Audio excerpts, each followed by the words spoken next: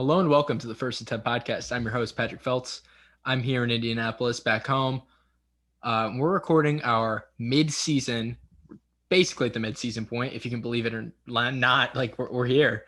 We're doing our mid-season awards for the Big Ten.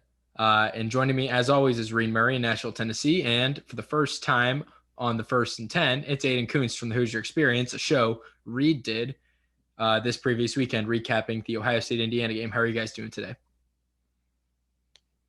I'm doing great. Second time recording today. Obviously, not sure how it's going to look in terms of uploading, but we did record earlier today. We're planning on recording tomorrow. So action-packed First and 10 week, and I'm having a blast. Right. Anchor is actually down at the time of recording this. Anchor is the free podcast recording platform that you know from our ad at the beginning of every episode. If you listen to our episodes via podcast, not via YouTube, you know that. But Anchor is not running right now. So these episodes on the day of recording are only getting uploaded to YouTube.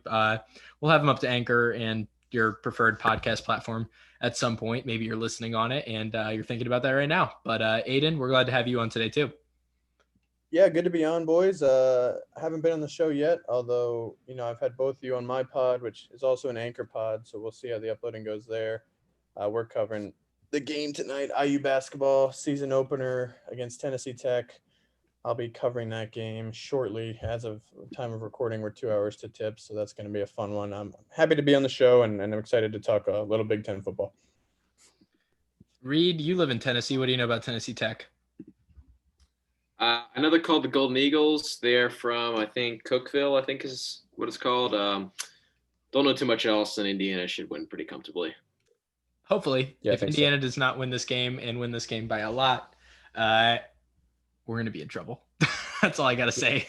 But what we've got is our Big Ten award projections. Let's talk some football, no basketball right now. So at the midpoint of the season, this is our awards. So we're going to be doing our MVP, Offensive Player of the Year, Defensive Player of the Year, Coach of the Year, the surprise team, the disappointing team, the great stats, bad team guy, our sleeper for the rest of the season, and the human highlight reel, which is one I'm excited to talk about. So we've got 9 awards lined up for each of us, the 3 of us. So we'll have 27 picks. I'm sure there will be some overlap because some of them are just easy picks, but I'm ready to get started. And Aidan, I'll let you go off the bat. Who is your MVP of Big Ten football at this point in the season? Yeah, my MVP so far is Michael Penix Jr., quarterback at Indiana. This one to me, usually we make MVP sort of a pseudo best quarterback award. And even here, like I just think Justin Fields at Ohio State and Mike Penix at Indiana are the 2 best quarterbacks in the league. And to me, it just kind of comes down to just this weekend with the head-to-head matchup. When you look at this matchup, obviously Penix put up much bigger stats, throwing for 491 yards, the 5 touchdowns, did have an interception. But when we're talking about most valuable player, Penix had -1 rushing yard, or Indiana, sorry, had -1 rushing yards on 16 attempts, whereas Fields and Ohio State, their team had over 300 yards rushing. They were able to take the ball out of Fields' hands, whereas Indiana kind of had to live or die with Mike Penix, and he delivered for them. He's been very good this season. 1,561 yards, 14 touchdowns, 4 picks. Obviously, we all know the reach against Penn State. To me, Penix has been, I think they're neck and neck in terms of their play so far this season.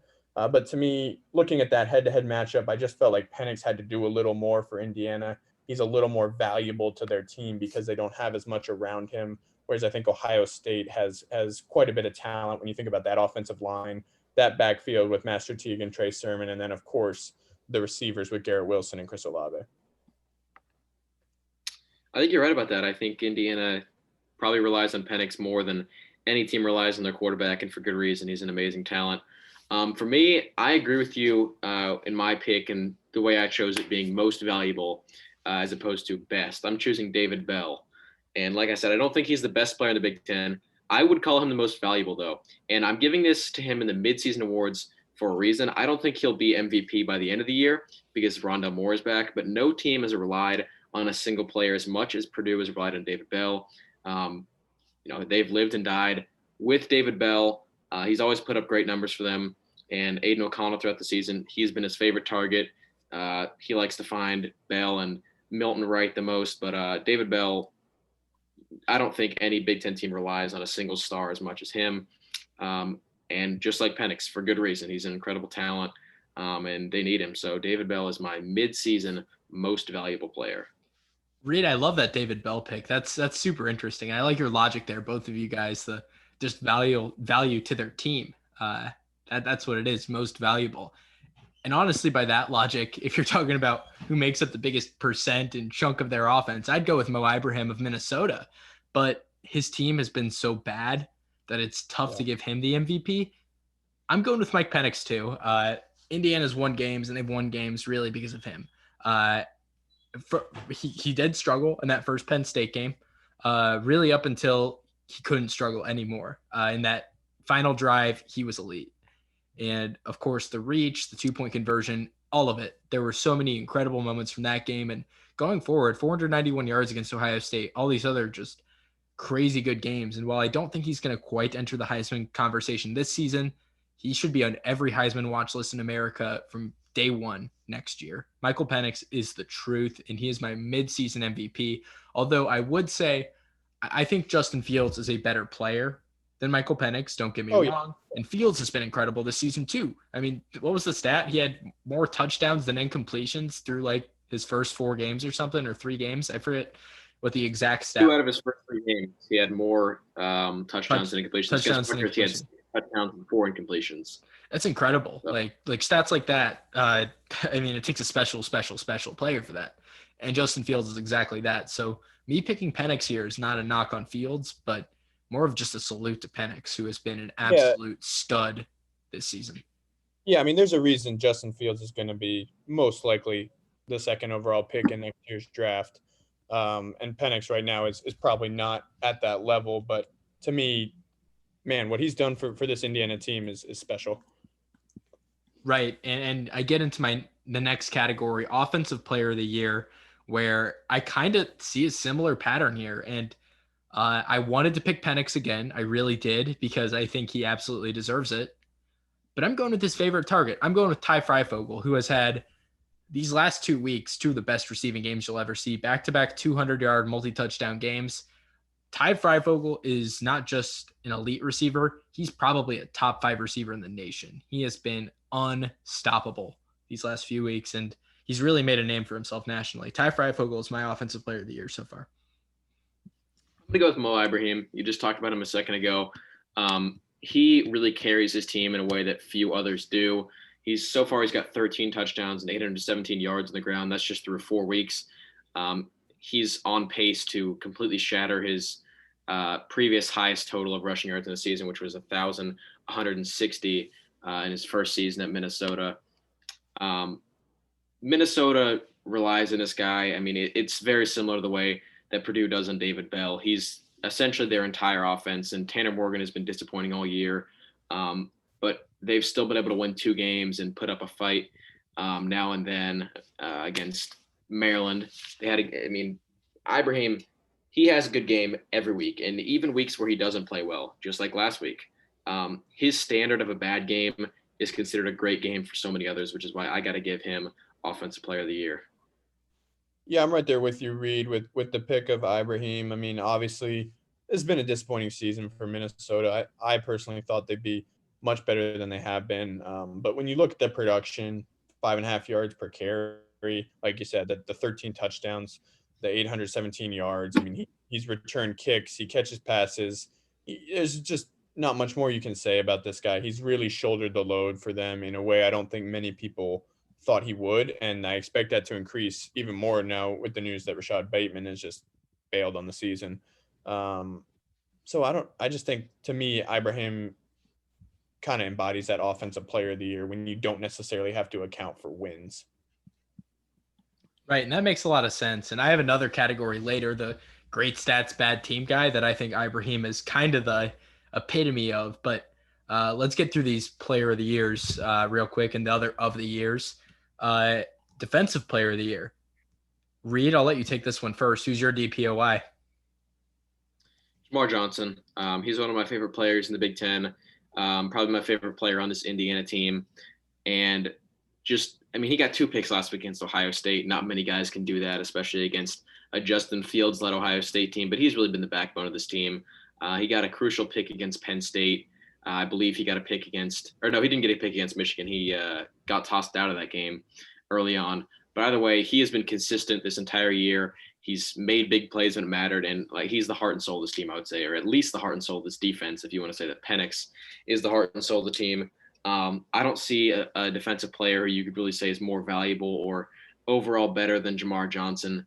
And the way he's been able to he's the leader of this defense. The defense, I would say, is the strength of this year's Indiana team. So him being the number 1 guy in that secondary, I think you got to give him Defensive Player of the Year. Aidan. Yeah, so for me, and I agree for the most part with that, Reid, but I will have to go with Brandon Joseph, the safety at Northwestern. This guy leads the league in picks. He has 5 interceptions so far. And for me, it kind of just came down to, as much as I like Jamar, I do feel that Indiana has a deep group of defensive backs with Jalen Williams as the 3rd corner there, with Tywan Mullen, with some of the safeties that they have there at Indiana. And to me, I just kind of wanted to reward this Northwestern defense, which has been one of the best in the nation, quite frankly, giving up only 12.6 points per game, which is 4th in the nation. Joseph has been kind of a revelation at safety. He's just a redshirt freshman, played in only 2 games last year, got pretty much no time. He's really broken out this year with those 5 interceptions. He's got 28 tackles. I mean, the stats for a DB, are very impressive. He's been a playmaker.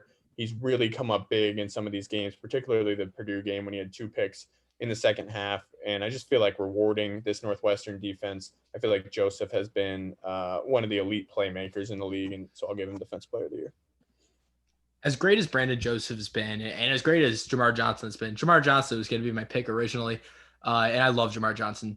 I Won a Grammy has been great. If you follow his Instagram at I Won a Grammy, I love that name. But Jamar's been great. So has Brandon Joseph. But I'm sticking with Northwestern here, and I was tempted to pick Jamar Johnson or even Tywan Mullen or Micah McFadden or one of those IU defenders. But Patty Fisher is the heart and soul of the Northwestern defense. And as good as Joseph has been and all these other players, this team, I think, falls apart without Patty Fisher. He is just the heart and soul. He is their leader.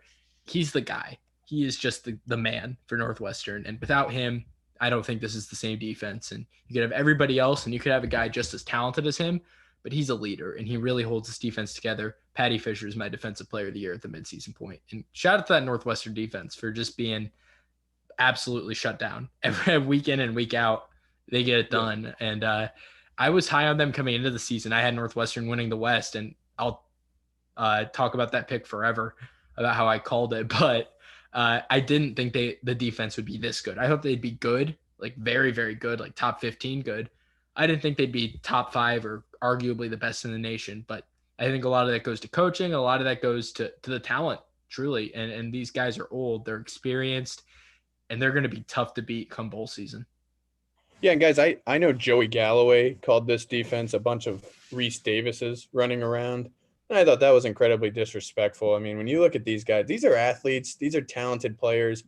I can't tell you how excited I am to see this defense kind of throw its hat in the ring and see what it can do against Ohio State in that championship game, which at this point looks pretty inevitable. I think it's inevitable too. And they did it against Wisconsin. They shut down the high-flying Graham Mertz. He was supposed to be so unstoppable. They made him look absolutely pedestrian. They just did. And if there are a bunch of Reese Davises, then Reese Davis must be an elite defender, because that's what this Northwestern defense is. It's elite. It really is. Next up, we got Coach of the Year.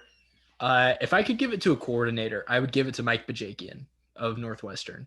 I'm going to give it to a head coach, but Bajakian at Northwestern has been awesome. He made this offense go from mediocre to incredible. Well, not incredible, but incredible in comparison to last year is what I mean. It's a pretty okay offense, but that's all they needed. And what do you know? A 3-9 team last year is undefeated in the top 10 right now because the defense was so good and the offense is just okay. But that's all you needed. So I would give it to Bajakian if I were to give it to a coordinator, but I'm going Tom Allen.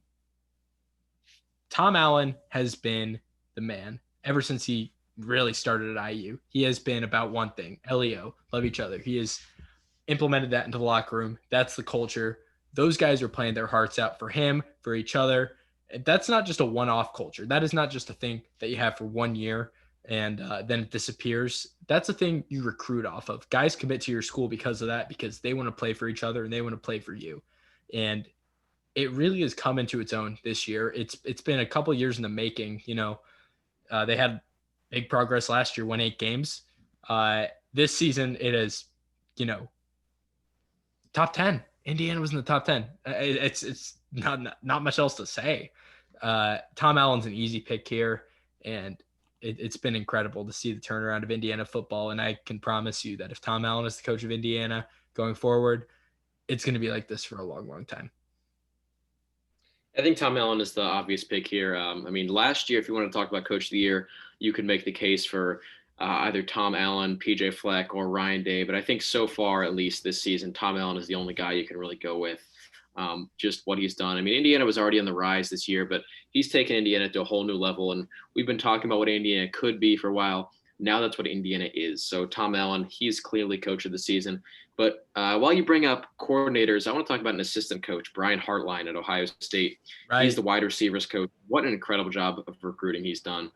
He came in to be the coach in 2018 after the whole scandal with Urban Meyer, and a former wide receiver coach, Brian Hartline. He's an Ohio State alum, played the NFL, came in and he's recruited incredibly. He's brought in guys like Jackson Smith and Jigba, Julian Fleming, etc. And he's developed some of these players like Chris Olave and Garrett Wilson to be the players they are today. So just want to give another shout out to him. I talked to him before on the pod, but he doesn't get enough recognition. And one day he might become a coordinator or something like that. We'll see. But just a fantastic job that he's done with the Buckeyes. Yeah, and Hardline, they just landed Caleb Burton, who I think is a top 15 national recruited receiver. Well, we're on coordinators. I would throw, Kane Womack and Nick Sheridan, Indiana's coordinator duo, into the mix. I think those two guys have done a fantastic job. I'll tell you this by the way, I want to talk about Sheridan. I'm sorry to interrupt you. I think Sheridan has been a clear downgrade from Kalen DeBoer. I don't think Sheridan's been that good. I think the offense has been great, but I think it's because those guys are talented. Sheridan's an awful play caller, except when he has to be good. When it's time to throw the ball, they're throwing it great, and I think you can credit him for that. The run game has been terrible this season because Sheridan doesn't know how to call an outside run, and I think that's all on him. Well, I get that, but I also think Stevie Scott's not – I'm down on Stevie Scott, and I'm someone who hasn't watched a lot of Indiana before this season. I have not been impressed at all with Stevie Scott in this Indiana run game. I will say I do like some of Sheridan's passing concepts. I like the mesh concepts he likes to run with the shallow crossers. I do think he's kind of brought out some good in Freifogel in this receiver duo. I agree with you on the run game. It's been abysmal. Mm-hmm. It's tough to give him anything after that. The run game is I just think Kalen DeBoer was better. And that's on Sheridan's a first-year play caller. It's not his fault. He's going to learn. But you think he'd learn to not call a delayed draw on first down every single drive after, how many games of it. The first down runs are frustrating. But I do feel like a lot of play callers end up doing that. And it's not just that it's a run on first down. It's that it's the exact same delayed handoff every single time, right up the middle. And the inside running just doesn't work for Indiana. So I think that's on him. And I will give some credit, though, to Kane Womack, who is the Indiana's defensive coordinator. Really was, after rewatching that Ohio State-Indiana game, really impressed with what he did to confuse Fields in terms of different stunts and blitzes that he brings pressure with everyone. He brings pressure with McFadden, the linebacker. He brings pressure with Mullen, the corner, Johnson, the corner. Really just impressed with what he's done. I'd also give it to Tom Allen. I just think with these Coach of the Year awards, I like giving it to the coach of the upstart program rather than necessarily the best coach in terms who's had the most success. If you want to say Ryan Day could always win it. Pat Fitzgerald obviously will have as good a case as anyone in terms of getting Northwestern to their highest ranking ever, but so is Tom Allen. And Tom Allen, to me, when you look at Indiana's history, they haven't been as good as Northwestern. So I just think them coming out of nowhere, them finally realizing their potential, and like you guys said, hit that LEO mantra. Tom Allen's been the most famous coach in the country this year. I feel like not giving it to him would be malpractice. Absolutely. Tom Allen's the man. He just is. And there are going to be a lot of big schools that come calling for him, but hopefully he stays put at Indiana because he's building something special. Not just building. He built it. It's built. It's here. Indiana football is not just a thing that's going to happen that I'm high on. It is here. It's here. And Tom Allen did that. So credit to him. All right. So next award we're talking about here, we just did Coach of the Year. We've got our surprise team. And, for me, this team is not a surprise. For me, this team is obvious because I called it from day one, and I repeated this a billion times. The Northwestern Wildcats are undefeated, and I called it. We've talked so much about just Indiana and Northwestern on this program already, but with our surprise team, I think it's got to be Northwestern because while I thought they'd be really good and I thought they were going to win the Big Ten West from day one, I didn't think that the defense would be a top 5 unit in the nation. And here it is. This defense is elite. This defense is unstoppable.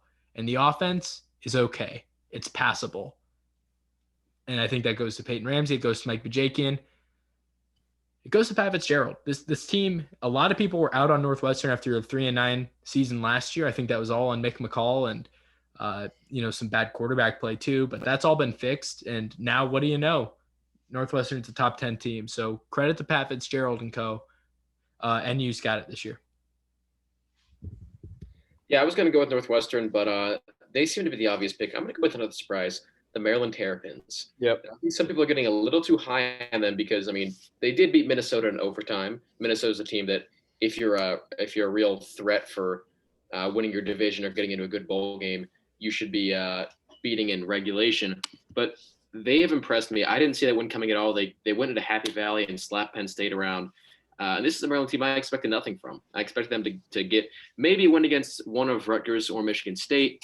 But I was expecting them to be a team who shows signs of being good in the future, but it just isn't there yet. There's too much young talent, not enough developed players. But here they are. They go in, they win a few games. They have a winning record as it stands. And obviously they got destroyed by Northwestern early in the year, but they have a winning record. And they're likely going to a somewhat respectable bowl game when we get into the bowl season. So Maryland, they really surprised me. I'm giving them my surprise team of the year award. One other thing Maryland has been destroyed by, though, is COVID, and we haven't seen them in a couple of weeks. And sounds like they'll be playing this week against Indiana, though, so we'll see. Yeah, I think when we come back to this at the end of the season, Maryland may be the pick. They may not be because they've only played 3 games. If they could pull off a win against Indiana this weekend, or even they go to Michigan, and I think they finish with Rutgers. So, if they could win some of those games. But I think you're right, Reid. I didn't expect anything from this team either. I'd throw Maryland in there. Northwestern, to me, last year, it was almost like the Pittsburgh Steelers last year, where they had this elite defense and they're good. They just don't have a good record because their quarterback play is atrocious. So when you upgrade that quarterback play and the defense stays the same, what do you get? You get an undefeated team with the Steelers and also with Northwestern. I think they're the easy pick, right? I don't think really most people, I know you did, Pat, but I don't think a lot of people really expected this kind of success from this roster, this team. So all credit to Pat Fitzgerald. The other team, I know the record may not show it, but Rutgers has been surprisingly competent, I think. Right. Listen, I don't think anyone would thought this team would be taking Michigan to overtime when we started the season. Let alone triple overtime. Yeah. So, hey, I'll throw them in there just because I'm impressed by Greg Schiano. I think he's got them on the right track. Absolutely agreed. And what I wanted to see from Rutgers this year was progress, and they've shown that in spades. So Rutgers, Maryland, and especially Northwestern have all looked way better than a lot of people thought, including myself. So shout out to those 3 teams. But let's get into our next category, really the opposite of this one, the disappointing team. Who's been the most disappointing team in the Big Ten? And I think it's a battle of 2 teams who are playing this weekend, unless you want to give it to another contender out of the Big Ten West. But I think there are 3 obvious contenders here: Penn State, Michigan, Minnesota. Reid and Aidan, do you guys pick one of those? Yeah, do we want to just take turns bashing on Penn State here and James Franklin? Let's do it. All right. So Penn State, Michael Penix Jr. killed them. I said it on our pod earlier today. If you haven't listened to that one episode, I believe it's 68 68, 67. One of those. It's our week 5 recap. Ever since the Michael Penix Jr. play and really ever since the Devin Ford touchdown he shouldn't have scored, Penn State football has not been the same. The energy is gone. The enthusiasm is gone. They just feel like a shell of their former selves. They're too obvious to be the most disappointing team. They're 0-5 for the first time in the history of the universe. Penn State has never been 0-5 before. Here they are. I mean, come on. If you were told at the beginning of the season Penn State was 0-5, what would you have done? Like, I don't think we're appreciating as a society just how insane it is that Penn State is 0-5 in football. Like, can you believe that? No, I mean, I love it. Yeah. I'm not going to call Penn State my rival as an Ohio State fan, but it's nice to see. It gives me a good chuckle to see that another one of the Big Ten East teams is struggling the way they are. Yeah, I mean, look, and it should be acknowledged that, you know, obviously Journey Brown will never play football again, sadly. Micah Parsons opted out. They've lost some talent, but at the same time, like, they've hit so many new lows, it seems like, every week. Losing to Indiana was embarrassing for their fans. Then they looked semi-competent against Ohio State. But then their last 3 losses, Maryland, I thought was a low point. Then they lose to Nebraska of all teams and then get blown out by Iowa at home.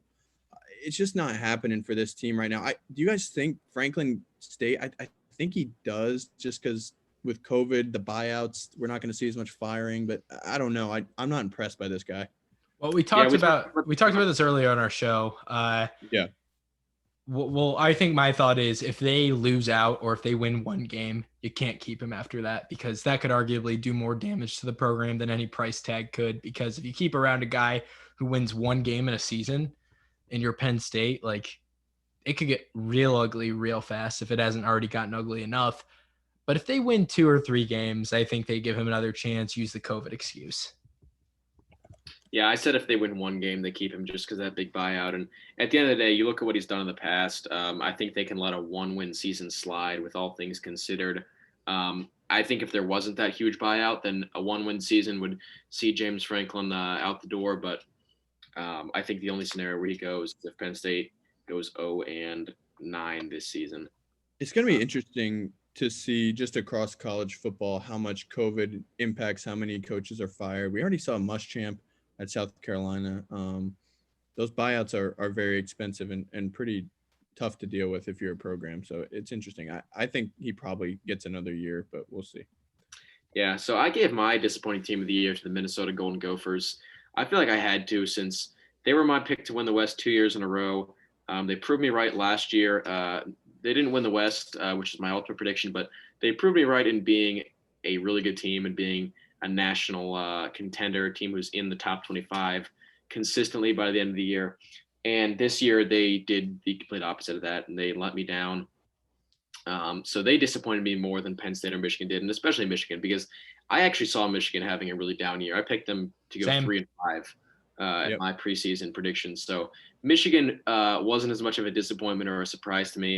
It was actually a really pleasant non-surprise. I don't know what you would call that, but it felt good to be right, and it felt good to see Michigan at lowest of their lows this season. Hopefully they'll keep that up. So Michigan doesn't get my pick, and they're not even in the top 2. This criteria, I got to give it to Minnesota, although Penn State did completely shock me. It wasn't as disappointing, I would say, as Minnesota's was. It's so hard to not give it to Penn State, though, if you ask me, because, I mean, they're winless. They haven't won a game, and Minnesota's won 2. Well, I can't give it to Penn State because then that would mean that I have an emotional investment in Penn State failing, and that would be me admitting that I see them as a rival, which is just not the case. Not going to happen. Yeah, Reid is too committed to the bit. It's not even a bit. I don't consider Penn State a rival. I mean, if you had to say we have a rival, it'd be them, but we don't. Michigan's the biggest deal to us, and they're the only deal to us. Well, and the other thing is Minnesota. I mean, this Minnesota team was so easy to root for last year. So I think it is a little disappointing. It is. And it is. Yeah. PJ Fleck. I'm not saying it's not disappointing. I'm not saying it isn't, but I mean, Penn State. That's another level, if you ask me. If we're talking who has, not played up to expectations the most, I think it's Penn State. But I hear you. I get it. I do. Next award we're going with here, the best guy on a bad team, great stats, bad team guy. And I'm going to talk about Minnesota again. Mo Ibrahim is the epitome of incredible player on an awful team, because not only is he having a great season, he's doing it in the face of an awful season for the Gophers, who they've won 2 games, but they really shouldn't have won one of them against Purdue. So this should be a 1-win team, in all honesty. This team isn't that good, and they're not looking to be on the upswing anytime soon. And their game, the battle for the axe, is off this week against Wisconsin because of COVID. So they're not going to get a chance to turn the season around against their rivals. But Ibrahim has been incredible in spite of all that. If you told me that Mo Ibrahim was going to cement himself as pretty clearly the best running back in the Big Ten at the beginning of the season, but didn't tell me anything about Minnesota, I'd be like, wow, Minnesota must be like a top 10 team. They're probably a shoo-in to win the West. But no, not even close. And without Bateman, I think the stats for Ibrahim are only going to get better. But Minnesota's not good.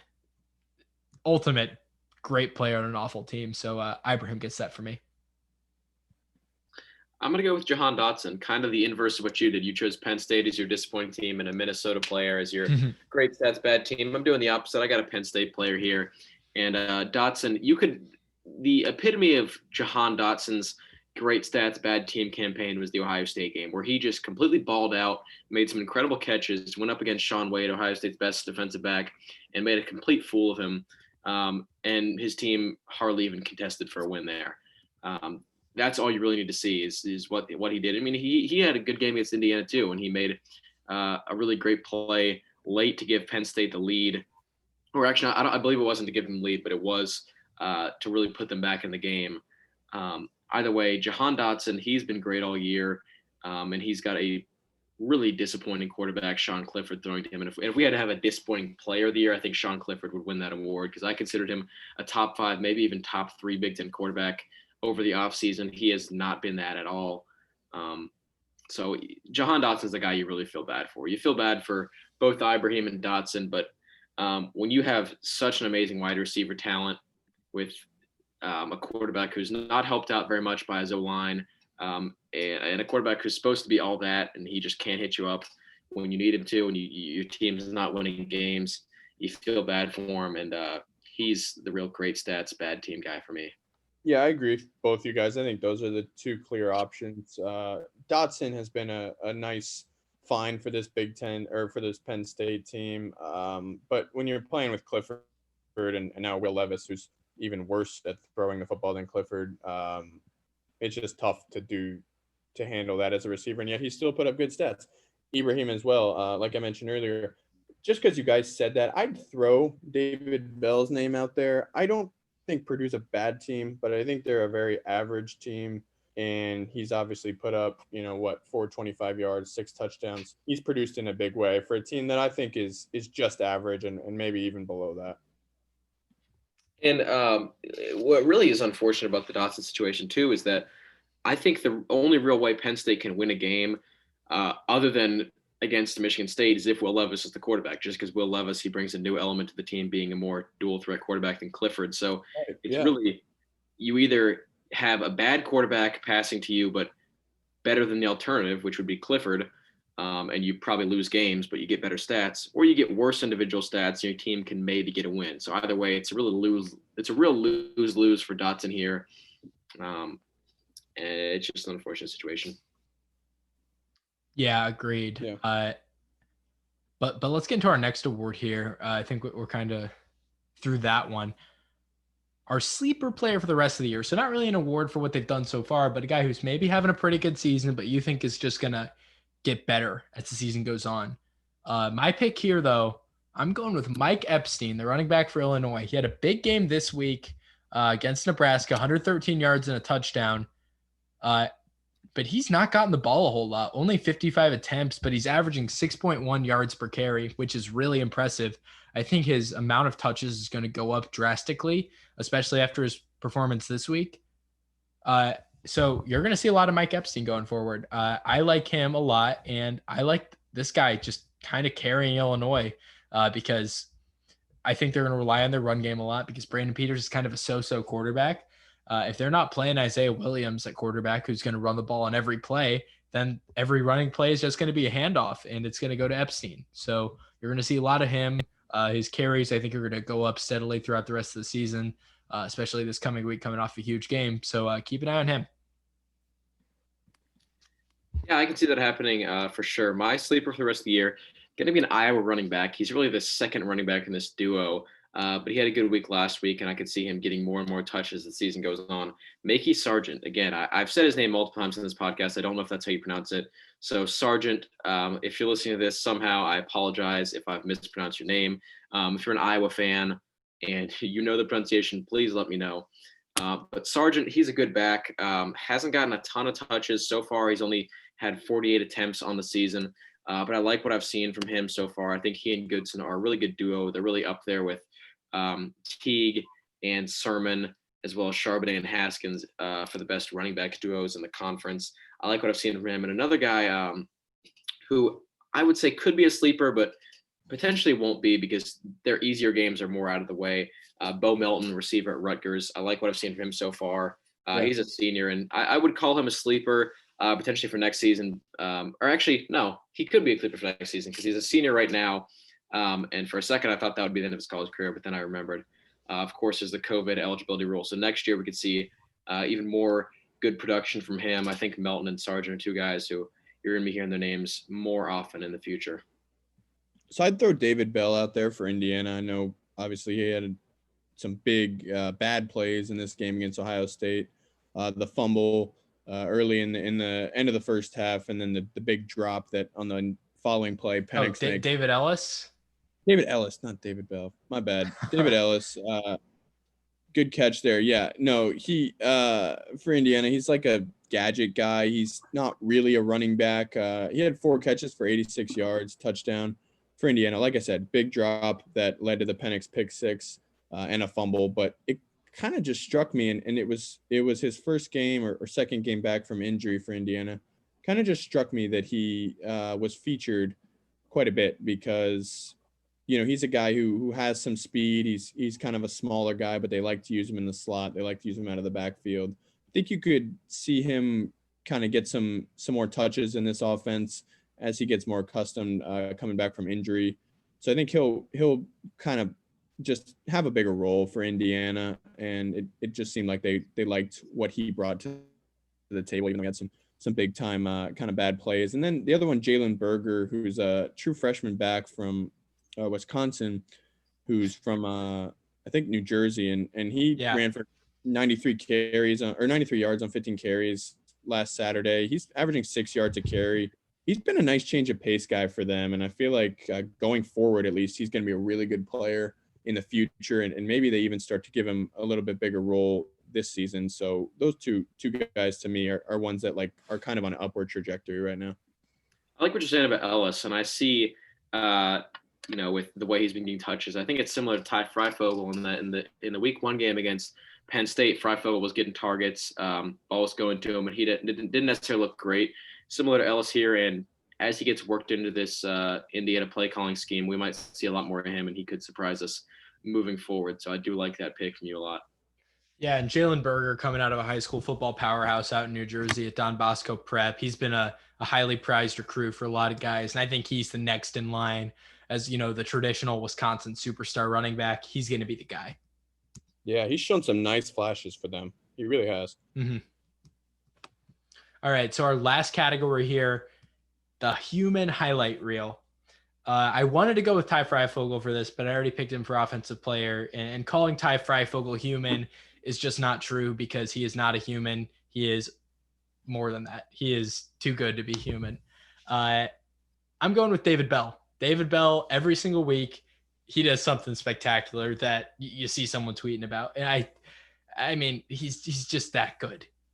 Like, you go and watch a Purdue game, you're not watching it because you want to watch Purdue. You're watching it because you want to watch David Bell, in all honesty, if you're a neutral observer, because this is a guy who's not just going to be producing in college, I think, for the rest of the season, obviously, and then next year until he goes to the NFL, because he's going to be a first-round pick. This guy is a stud. He catches everything that's thrown his way, and I know that this is a play that happened last season, for my example for him being a human highlight reel, but his basically backflip catch against Indiana, the old Oaken Bucket game last year, is just a taste of what he does. This guy is incredible. And if you haven't watched Purdue this season, I would recommend watching just to watch David Bell play. He's that good. And you'll be seeing him on Sundays. I can guarantee it. I agree with you. And I think David Bell is a pretty clear choice here. But I'm actually going to go with a guy who you guys have picked for different categories. I'm going Michael Penix, just because it seems like when he gets on the field for Indiana, big things happen. It happened against Ohio State. And early on against Penn State, he wasn't great. But he ended up winning the game for them, truly. I mean, he got the touchdown, 2-point conversion, another touchdown pass in overtime, got the reach play. He's the guy you want to watch for. He's the most explosive, attention-drawing guy in this Indiana team who's really just he really is a highlight reel, and that's what he does. He threw the ball for almost 500 yards against Ohio State. What more can I say? He is somebody who's always going to be in these highlight reels, somebody who you're always going to be seeing clips of all over Twitter and YouTube and everything. So I'm going Michael Penix Jr. of Indiana. And I will go with Ty Freifogel. I haven't mentioned him yet. 31 catches, 642 yards, 21 yards per catch, 7 touchdowns. The guy's been an absolute animal these last 3 weeks. Starting with the Michigan game, he abused Vincent Gray, the corner number 4. Then he goes into Michigan State, sets the Indiana single game receiving yards record. Then he breaks that own record against Ohio State. Just made Shaun Wade really look pretty silly the entire game. This guy is like, I thought he was a possession receiver, but man, he has shown some real big playability. Really way more yards after the catch kind of guy than I thought he was. You saw that against Ohio State, he had 2 catches where he made the catch and then just extended it and ran it in for a touchdown. Against Michigan, he had he mossed Gray in the end zone. This guy is just really breaking out. It's great to see. He's not a guy with elite speed. He's not a guy with elite strength, but he just makes plays and he's super impressive. And the other guy who's like, he's not even a human highlight reel, but just the fact that we haven't even brought him up, Chris Olave at Ohio State. Reid, I know you love this dude. He's just so impressive to me when you actually watch the game. And I know he doesn't necessarily make the most flashy plays, but just like thinking about that catch he made against Indiana where he got 1 foot down. I just love watching the dude play as someone who loves football. And maybe he's not making like the one-handed catches, but his footwork, his releases, his route running is just awesome. So I gotta throw his name into the ring as well. I love that you mentioned Olave, and he hasn't really been all over the highlights for Ohio State this year. He hasn't gotten as many targets when compared to Garrett Wilson, but this is the kind of guy, if you love football, this is the kind of guy you want to watch. Absolutely. Yeah. I mean, he's so reliable. He's just an incredible talent, and there's a reason he's my favorite player on this team, and he's my favorite player in really the entire game of football, to be honest with you. I can't say enough good things about Chris Olave, and you really hit the nail right on the head there. All right, so a lot of praise for all those guys, but let's get into our second facet of this show, our bowl projections, where we're just going to be, I think for the sake of time, I'm going to let everybody just read a list of where they think these teams are going bowling for the rest of the season in a couple weeks when those are eventually announced. So Reid or Aidan, whichever one of you wants to take it first, I'll let you start. I'll take it. I have my Ohio State Buckeyes as the 2 seed of this year's playoff. I got them going to Pasadena in the Rose Bowl against number 3 Clemson. That's my pick for Ohio State. And then when we get into the New Year's 6, I only have one Big Ten team making the New Year's 6 this year, and it's going to be Northwestern. I have them winning out in the regular season, then losing to Ohio State in the Big Ten championship. And I think they're going to take on Miami in the Orange Bowl. I don't think Miami should be in the New Year's 6, but there's the ACC Bowl tie into the Orange Bowl. So assuming that Clemson makes the playoff, and I think Notre Dame, in my prediction, will also make the playoff, Miami finds their way in, and they take on Northwestern. Should be a good game there with the Northwestern secondary and such an explosive quarterback in Miami. Citrus Bowl, this is one of the matchups I'm most excited for the playoff, but outside of the playoff, the Indiana-Georgia Citrus Bowl is one that I'm probably most excited for in my projections, and it's a game that I really do want to see happen, and it's going to be a really great test as to where Indiana is. I mean, we saw last week where this team is and the way they battled Ohio State so well, and now can they go in and beat a team as well-respected as Georgia? We saw they beat Penn State and Michigan this year, obviously, but they're in down years. How well can they do against a true powerhouse who's having a normal year? I'm really excited for that one.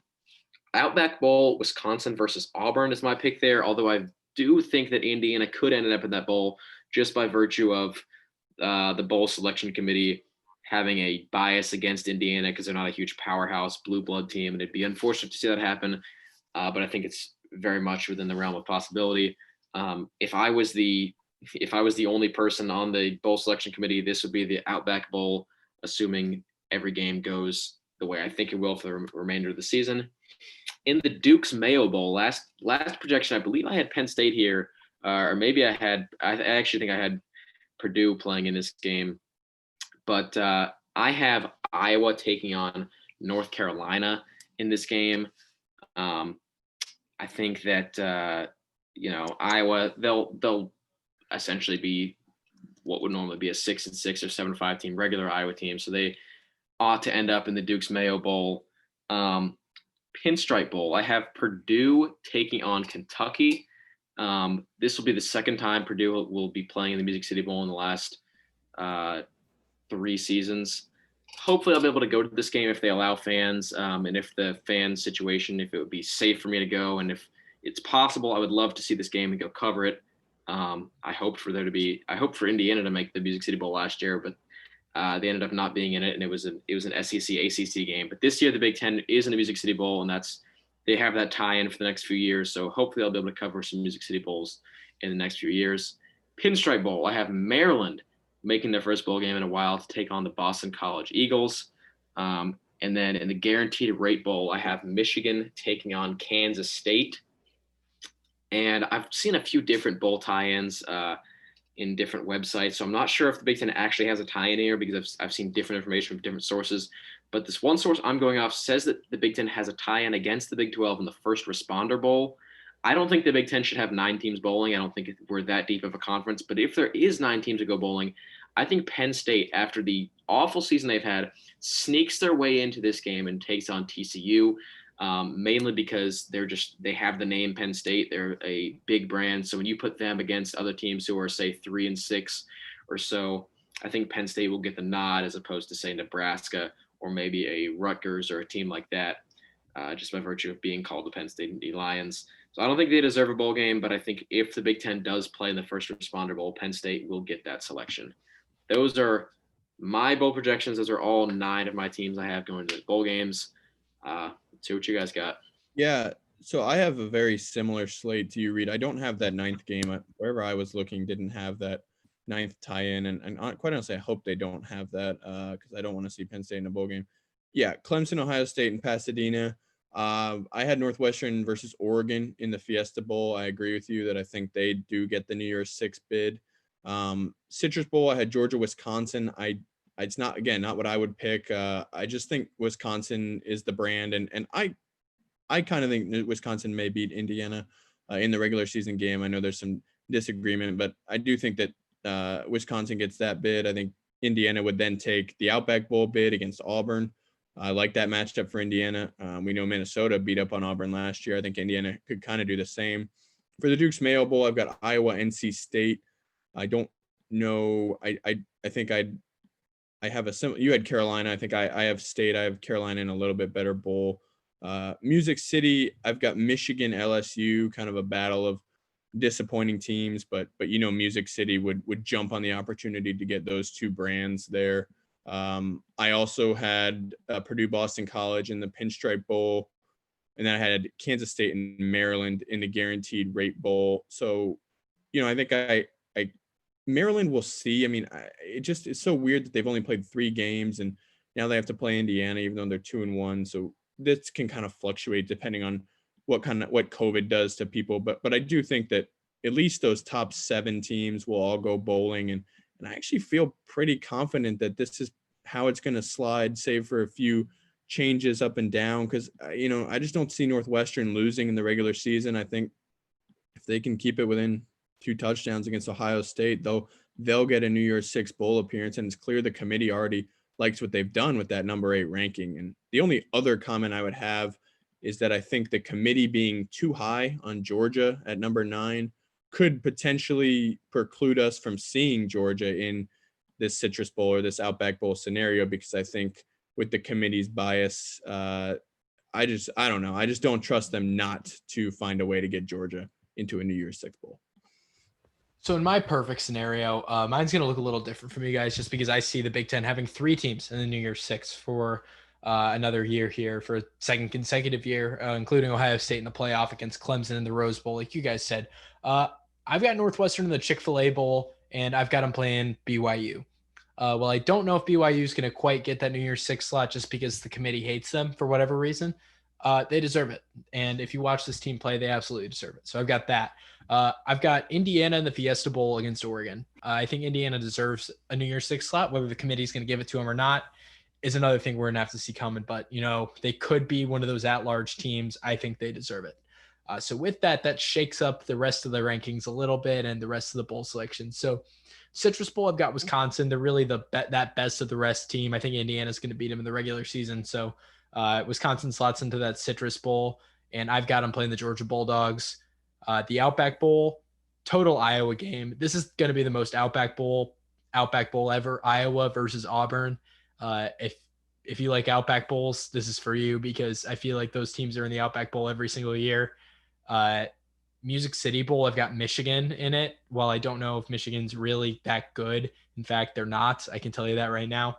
They're bound to win another game or two just because they're Michigan. So with that, I think they could totally get a bowl slot. And you're right, Aidan. I think they'll get one. A lot of that's because of the brand. The Music City Bowl would love to have them, and that draws a lot of eyes. And they'll be playing an SEC team. I've got them playing the Kentucky Wildcats. Could be a very good game there. Duke's Mayo Bowl, I've got the Purdue Boilermakers in it. I think this game makes a lot of sense for Purdue, but I've got them playing, I believe this is an SEC tie-in. Correct me if I'm wrong. ACC, I think. ACC, okay. Because I had both because I'd seen 2 different things there. So if this is an ACC game, then I've actually got Purdue taking on North Carolina State. I've got them taking on the Pack. And then the Pinstripe Bowl, Maryland Terrapins are back in bowl season. I've got them taking on Boston College just like you guys do. Boston College is a total Pinstripe Bowl team. I feel like they're always in that game, but those are my projections. A lot of similarities between us, a lot of differences too. So we'll see if those come true here at the midway point of the season. That's our show for today.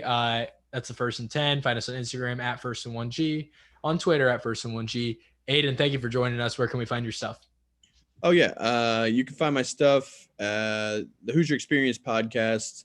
I do Indiana football, Indiana basketball. You can hear Reid Murray. He came on this weekend. If you want to hear his voice a little more. If you want to hear Patrick's voice, you can go back in time and find – I think we did a reaction to the Penn State game. So we did, among other things. Indiana fans want to relive that moment. Go ahead and go back to that.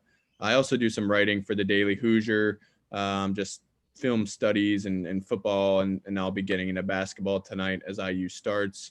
We also do, intermittent recruit interviews with potential Indiana recruits. So check us out, the Hoosier Experience podcast. It's really fun doing that over, there. And I've just been enjoying covering Indiana football as they've been having this fun season. It's an incredible show. And if you're interested in Hoosiers, even in the slightest, it's totally worth a listen. Thanks for joining us today, Aidan.